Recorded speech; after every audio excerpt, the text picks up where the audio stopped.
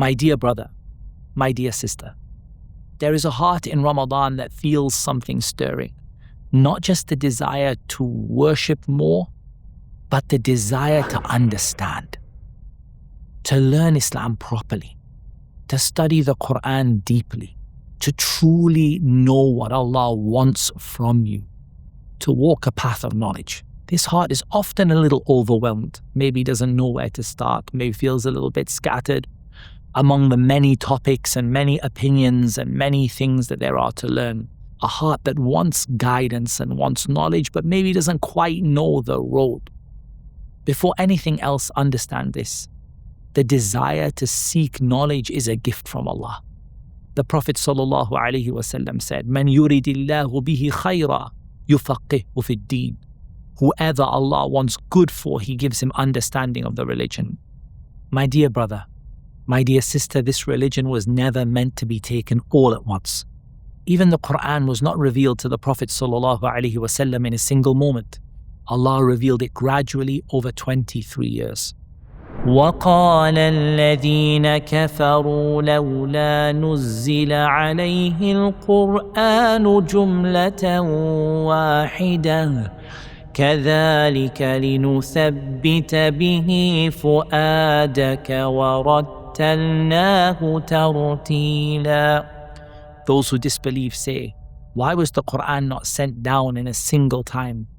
In this way we make your heart firm, and we revealed the Qur'an at a measured pace. In this way we make your heart firm. The heart of the Prophet ﷺ was made firm by the Qur'an being revealed at a measured pace, bit by bit, stage by stage. And that's how we seek knowledge. If revelation came gradually, do we expect ourselves to get the knowledge of everything overnight? I want to stop for a moment and talk about the explanation of how to go about seeking knowledge. And this is only meant to be a short video, so there are definitely more comprehensive videos that have been made in the past and elsewhere within AMAU, but if we just talk about how to seek knowledge, I think the line of poetry which really encapsulates in an easy way is the statement of the poet, rahimahullah ta'ala, فَمَا حَوَى الْغَايَةَ فِي أَلْفِ سَنَةٍ شَخْصٌ فَخُذْ مِنْ كُلِّ فَنٍ أَحْسَنَ بِحِفْظِ مَتْنٍ جَامِعٍ لِلرَّاجِحِ تَأْخُذُهُ عَلَى مُفِيدٍ نَاصِحِ. You won't be able to reach the end in 1,000 years. If you spend 1,000 years seeking knowledge, trying to read every single book and study every lesson and cover every topic, in 1,000 years you won't be able to do it.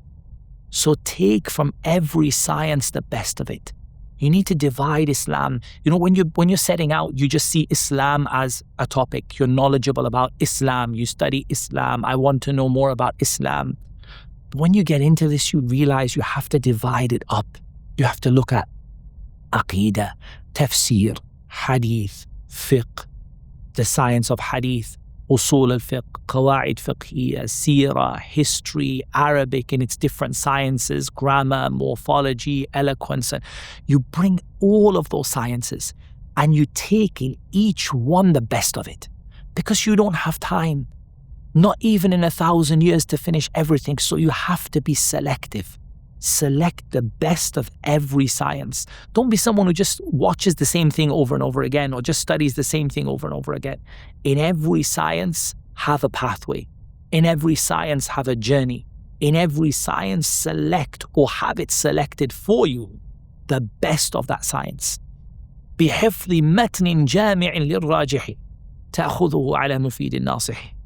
You need to memorize texts that gather together that which is the most correct.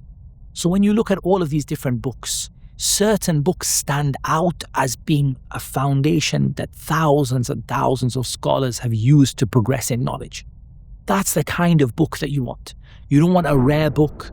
You don't want to just go off onto some side topic. You want a book on the core topic itself, that book has been used by thousands and thousands of scholars to progress in that field. You want to try to have a book that is summarized. You don't want one that is really, really big, too big to understand. It's got to be summarized like it's a key for you that opens the door to all of those different stores of knowledge that you have, all the different books that you've read. But this book should be fairly concise, easy to open the door for. And it should be one that you try to memorize, usually in levels. For example, level 1, level 2, level 3. In each science, a concise book that gathers everything that you need, that is generally correct. And after the book of Allah, there is no book that is perfect, for sure. But a book that generally is considered to be a foundational text in that journey, in that science. And then who do you take it from? Take it from the one who can benefit and the one who is sincere. The one who can benefit is the one who's qualified to teach it. And the one who is sincere is the one who truly cares about you, who wants to nurture you on this journey and help you through it. So if we summarize and say that we need to divide Islam into sciences, in each science we need to take several concise texts, ideally memorize them as much as we can. If not memorize them, then as best we can, cover as much as we can.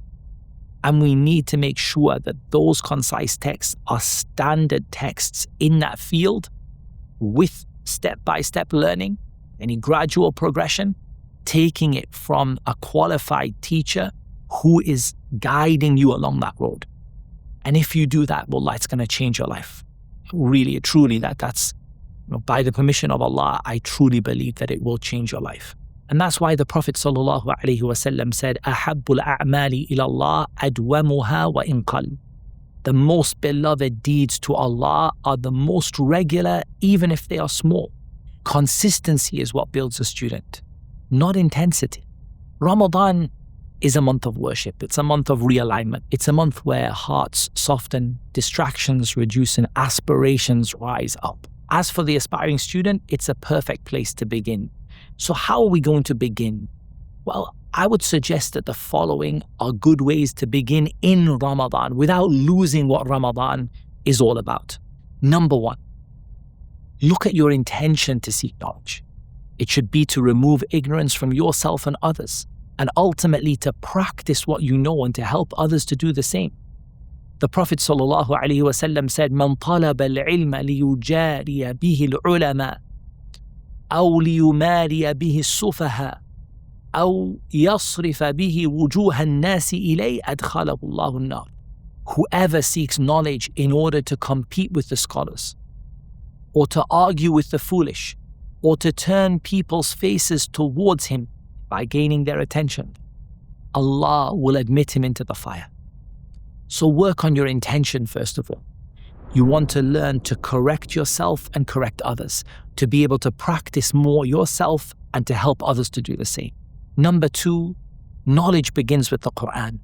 There's a beautiful narration about an Imam al-Awza'i rahimahullah ta'ala, that when a young boy would join his hadith class, he would say, "Ya ghulam, qara'ta al-Qur'an?" "Oh young man, have you already memorized the Qur'an?"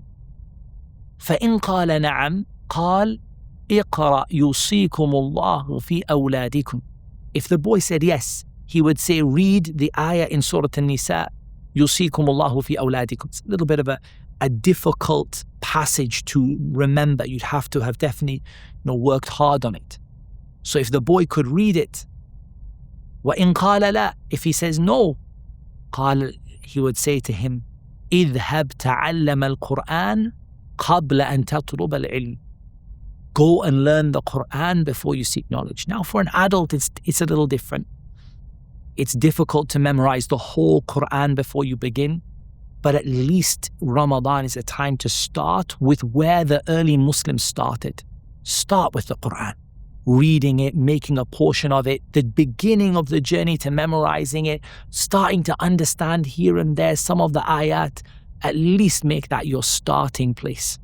And number 3, realize that even setting out on the path to knowledge, just the very beginning, already sets you on a path to Jannah. The Prophet ﷺ said, "Man salaka tariqan yaltamisu fihi ilma, sahhala Allahu lahu tariqan ila al-Jannah." Whoever travels a path seeking knowledge, Allah will make his path to paradise easy. Note that the Prophet ﷺ said, whoever travels a path, not necessarily whoever reaches the end of it. My dear brothers and sisters, the scholars of the past sought that knowledge with great difficulty. They endured suffering, little food and money, and long travels in the searing heat. Today, the Qur'an is in your pocket. Hadith is translated for you along with authentication. The scholars' lessons are recorded. Libraries are available at the touch of a finger. You don't need to cross deserts or months of travel or to search city to city. Knowledge comes to you. And that's not to say that traveling for knowledge is not beneficial. It's a must. But in the beginning, the first days of your journey, that knowledge is already there in your room at your fingertips. Never in history has knowledge been so accessible. So it's not access that's the problem. It's sincerity, effort, consistency, and gratitude. If those people endured hunger and suffering for knowledge, can we not survive some distractions and the ways that we get taken away from it in this modern worldly life? If they traveled all these days for one lesson, can we not just sit 1 hour to learn? If they sacrifice comfort for understanding, can we not just give a little of our time? My dear brother, my dear sister, if your heart longs to seek knowledge but feels overwhelmed, there is help and support available to you. Perhaps this Ramadan is the month that you take a special step. And that step may be beginning a journey that brings you closer to Allah than you ever imagined. And our journey continues.